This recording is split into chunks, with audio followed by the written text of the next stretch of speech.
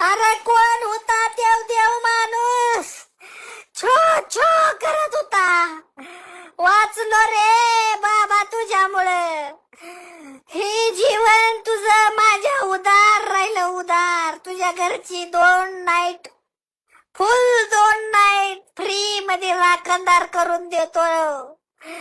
वाचलो तू छो छो म्हणला म्हणून, नाहीतर या बिबट्यानं माझा फडशा पाडला असता.